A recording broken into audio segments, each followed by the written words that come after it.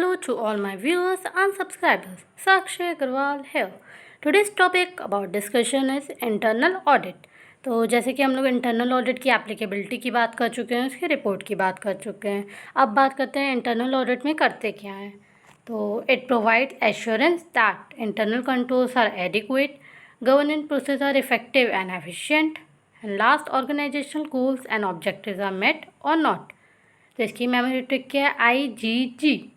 I for internal controls, G for governance and another G for goals. अब बात करें nature of internal audit की. इसकी क्या मेमोरी ट्रिक है? तो इसकी मेमोरी ट्रिक है मिस्टर चार्ली चैपलिन.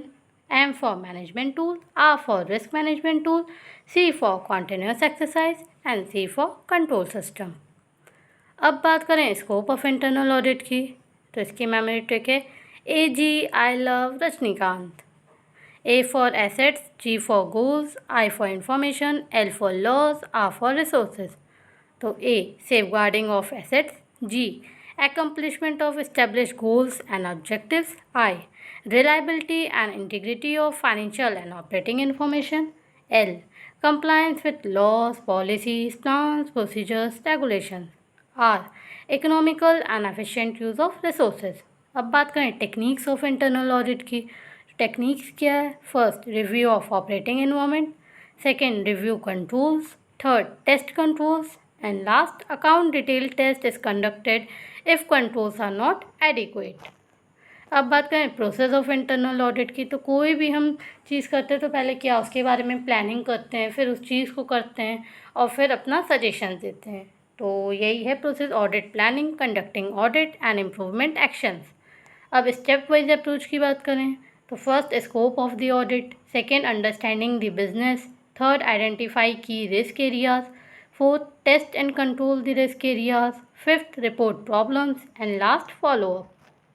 अब बात करें लिमिटेशंस ऑफ इंटरनल ऑडिट की.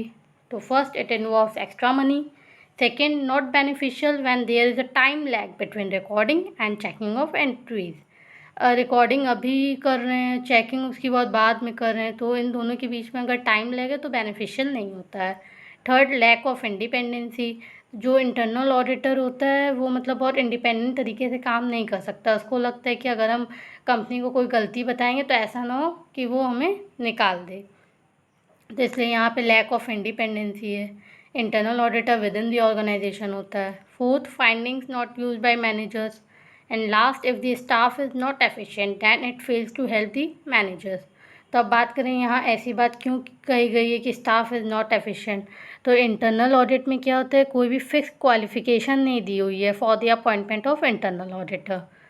तो यही इसका मतलब है. अब बात करें relationship between internal auditor and statutory auditor की. तो इंटरनल ऑडिटर क्या होता है कि वो सालों भर काम करता है. स्टैचुटरी ऑडिटर कब अपॉइंट होता है? जब बुक्स ऑफ अकाउंट क्लोज होती है तब वो आता है. तो वो इंटरनल ऑडिट की जो भी रिपोर्ट होती है उस पर कमेंट करता है. सेकेंड, जो इंटरनल ऑडिटर जो काम किया है उसके वर्क को इवेलुएट करता है. And third, relying on the work of internal auditor. Last, no reduction in responsibility.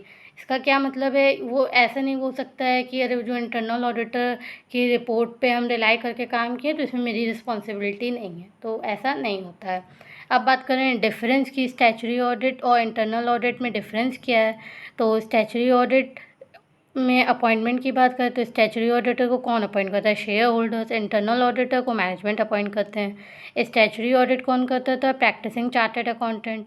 और इंटरनल ऑडिट कौन करता है? इसमें कोई क्वालिफिकेशन नहीं दी हुई है.